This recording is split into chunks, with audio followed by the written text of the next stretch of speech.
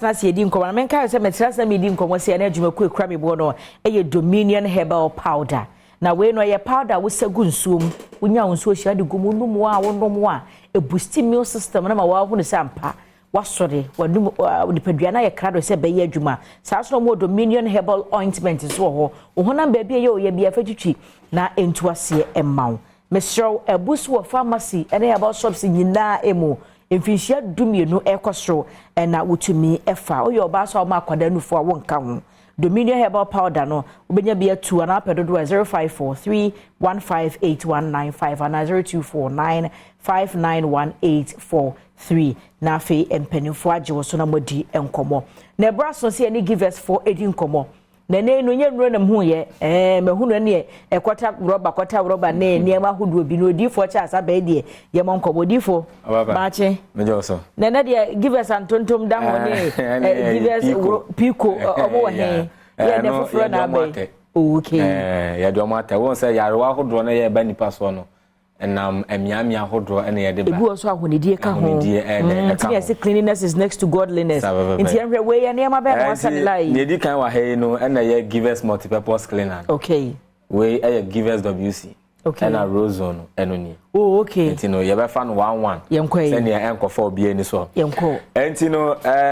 give us multipurpose cleaner no eni ebi obi o hwe obi o tie bi se adenti na ese me koto give us multipurpose cleaner won say di kan o se multipurpose na ese wonya ade ba ko ade doso e na wo di huduma na obi wo ho no a ye van say ne tiles so ne rubber carpet ne terrazzo so ne titu ne rubber carpet anwo to mi som anasa anwo no mitumi gu fam na ye to obi di wo ha obebepa na won say ase afam ho be nyan na say still afam ho pepe wie kura no na ho no still ada so yetro anu na ma give us ye ndie ne da so nko Dr. Solomon Kwabi a sheda ye give us multipurpose cleaner say or the disinfectant and say won say amuamu anu na gu fam na wie nyina echi no amuamu bi na mu a ye yemfa eni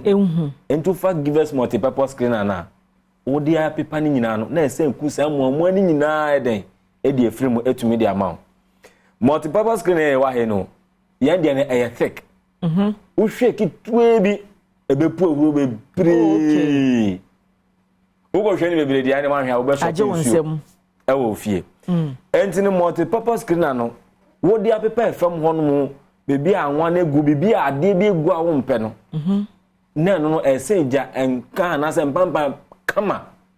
yes a scent no a sweet scent kama okay ewo dem honom e di amao ewo shop wo ewo office wo o cool store honom o restaurant ho o pap ho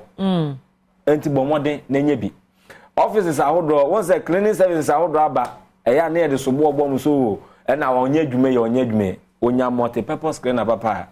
anu na be boa no ama na ye de na adwuma no etumi akonkan enti no enti o rubber carpet won say obi wo ho abeka say na metals no da na eni dum da na eni dum e ba ne say na eni dum o fa give us multipurpose cleaner na ya ye no awa abafu nimde kwan so se na betumi aboa ma o tiles na wo hunu say eni dum eni epa anasa eri na chi kala no sesa no we ebema ni ate ebema eni be kama oni me ya ba yen pese be kasa ache because wa akọ na koto ne di ho adanse na de hye mfimfiti kitwa na no eno na betumi aboa nti no o tiles ahodo rubber carpet ahodo o terrazzo ahodo nyina no eno na unya ebetumi e de aboa no ena ye give us multipurpose cleaner we ena ye give us WC okay give us WC nessa ne de pepa WC mu ene senka hodo nyina mu na sani ya ye no o say give us ye niam ya de ba bontin ye mpese wakota udidi dwuma no na esa de bre e de bre entu de anaju de sumu a wada anaso wa ye obi bie nyina wi a wo koda no na de kokko hwegu e ya WC na o si emu asai emu awe na ache o sink na o si ase eni enya na enya akono bem o de hwegu mu ja ho na kokoda ade achi anopa sambra o be sori anopa na se eyi efini nkeka ni nyina o de ane so be fa brush no na da wo na fe de flash na be fa se nsuo eso na be mu na we hwegum ama ya kama men ga so WC no asen enti we den o ko tofoforo senia wantumi ankora we ye na we nya akade ahodo betumi ade akora we ye no na no so eden etumi abo na ne nyina mu no won se emuamua anase James ahodo ye mfa ye ni hunti no doctor yen clinical product ni nyina no disinfectant wo mu okay won so obi o so na me ko obi eja nan so e bi efie de na me ko tena so na sa infection ahodo ni nyina no eye taba ba we no ewo mu ene emuamua ahodo bi a won fa we ni hunu unya give us WC cleaner na eno na beku ni nyina na etumi aye adwuma na ede etumi dia ma kama entu bo modern akwakonya aye give us WC cleaner no so a eno so beboa ni etwa to we na aye give us rozone okay give us rozone say we theater de and empa no so empa tade aye ade fita nko a ene edisi okay enti o blanket ahodo o curtains ahodo o white shirts ahodo no ene adifita bia odi adwuma asene bia na ade akamu no ade akamu okay na ne wo give us rozone ho ni we no unhia blue we unhia blue ozo bi wo ha wakakoto bi awie no afi no san koto blue asa be she o be she no kron san she no papa mu na hanu high deep high low na as a medium na de musa na mo fa give us rozone na blue mu dada okay enti watade no ebetie ni ena nso ani fite adam hwegu nso mu ma be che dika hwegu nso mu ma be eh mo yen senjere ni o hwegu nso mu wow obehu enti give us rozone no oniama aye white anasa oniama fite bia no onye no na odisia eno na be de ebetumi aboa ma bibia ntumi ere akonkan enti no onya give us rozone no bia eno na obetumi de di wodwuma ahodo nyina na bibia no etumi akonkan de ama na obi be say me konye biye wa he na ato ofa yen given skin clinical product na okọ eye meko biye wo mayimu obenye bi ato ho okọ me no we ka say China mo biye wo mayimu obenye bi ato okọ shops ahodo bia ye ton ade wo ho so a obenya eye yen clinical product eye give us multi-purpose cleaner give us WC cleaner and have a give us rozone na wetumi nya bi wo hono de ato na no etumi aboa na bibia no etumi akonkan enti no ene na no peye bedi hu komo enti medi wo asi na medi wo ewie se na yedi nkomo nyina ewie no na medi ye duro ba ko ebetwa to e de ama ahwefo ene etiefo nyina na eduro no ene ye give us GC capsules ene afi give us GC mixture okay ayemienu omonam eno mobom